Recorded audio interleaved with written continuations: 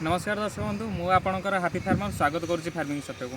तो मुझे 320 गछ लगे भंडा गछ जो थे कि बहुत अंडीरा गछ भी अच्छी आ माई गछ भी अच्छी। तो मुझे शुणी अंडीरा गछरे बाउंश किला बाड़ेवा द्वारा ता माई रे परिणत होता है। यह कौन सत्य यार वैज्ञानिक कारण किसी अच्छी ना ना यह एक मिथ्या। तो सहीटा को आज परीक्षा करके देखा से मु अंडीरा गछ आठ बहुत अंडीरा गछ अच्छी जो थी कि मुझे कीड़ा बाड़ेबी। तो आपको गोटे अंडीरा गछ कीड़ा बाड़ौची आउे भी आपको जनईबी जे एक्चुअली अंडीरा गछ कीड़ा बाड़ेबा पर यार सेक्स कौन परिवर्तन होची ना ना से रोचे। तो यह आम सठिक भाव में परीक्षा करवा तो आगू को यार मिथ्या किसी न रो से आज यह ट्राए करवा। तो ये कीड़ा अच्छी मो पाखे जमीती कीड़ा किए गोटे गोटे बाड़ाती किए दीटा बाड़ाती आम एकाथरे दीटा कीड़ा बाड़े ट्राए करवा आ बहुत गचरे गोटे कीड़ा भी बाड़ेबा। ये गोटे कीड़ा बाड़ा है एपटुआ ताकू क्रॉस करके आउ गोटे कीड़ा बाड़ेबा।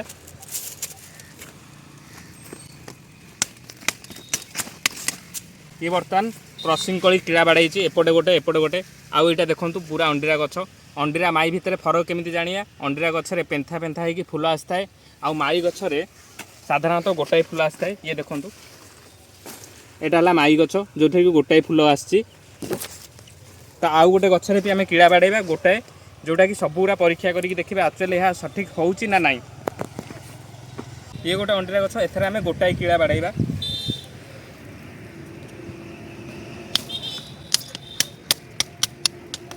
एथर मु बर्तमान गोटाए कीड़ा बाड़ाई यहाँ आम केते दिन पर मुझे भिडियो जनईबी एक्चुअली यह चेंज होची ना नाई।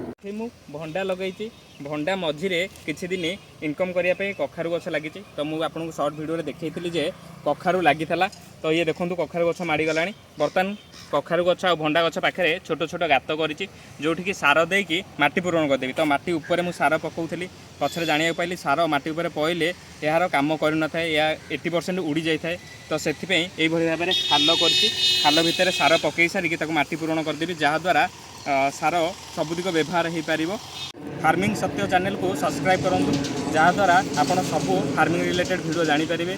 तो यही भाव में आम निजे परीक्षा करके देखा आ निजे चाष करके देखेबी जे एक्चुअली कौटा सठिक कौटा भूल कौटा ठीक ता आम सब निजे निजे परीक्षा करके देखा आ बहुत किसी जिन शिक्षा को मिल मुझे शिखेबी आपको किसी शिखेबी जहाद्वारा आमर ज्ञान उन्नत हम। तो आपड़ किसी जानते जदि आप मत कमेंट करूँ जहाद्वारा कि मुझे जानीपारि आ मोर फार्मिंग की आहरी उन्नत करें।